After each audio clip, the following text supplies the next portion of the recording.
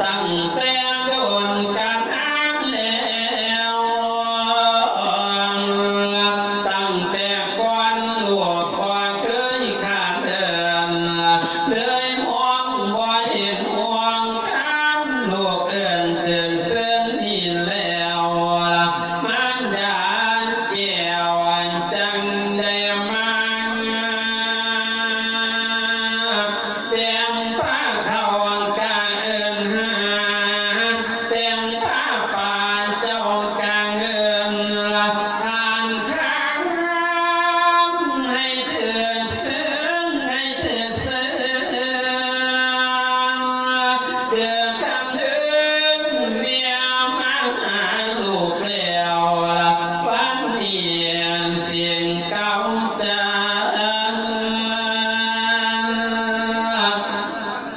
เสียงว่าเปลี่ยนแล้วลูกหลานเมียตายจางก็เป็นผีนอข้ามนอ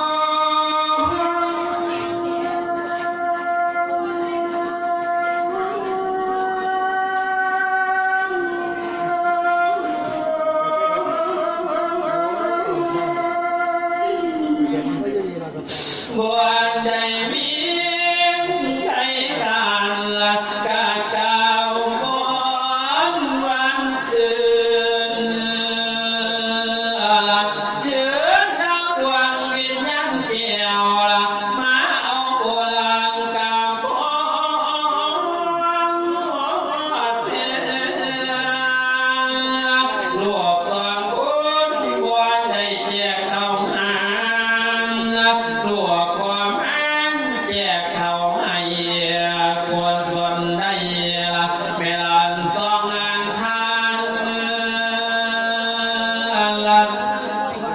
เวลาเวียนยามยวงทางละบ่อนลิสาดบ่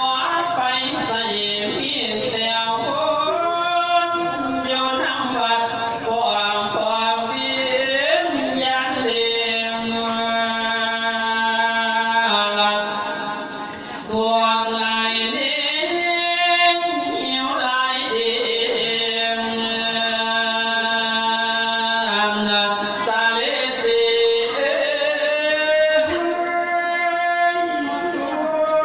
ความเมียความเมีย โอ้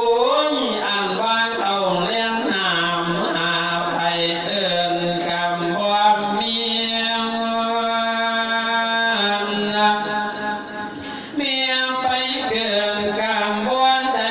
ละบ่มีส่วนทางควรส่วนละรวมเวลาค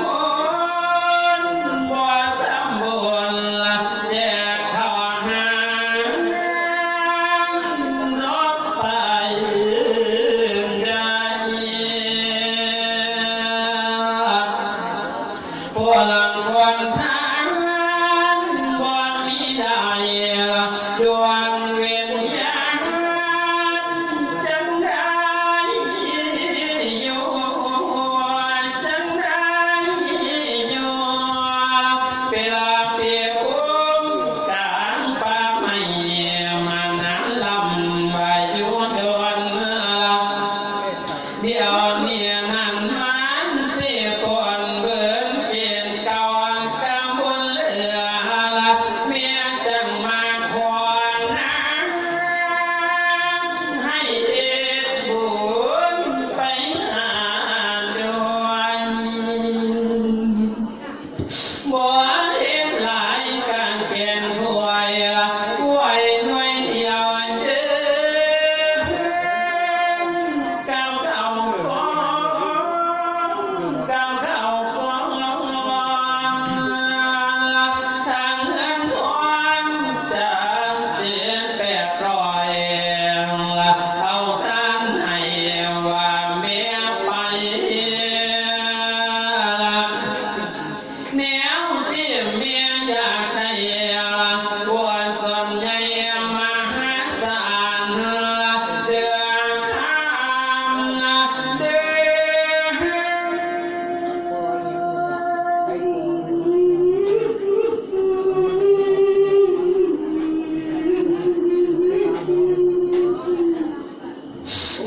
เกิดชา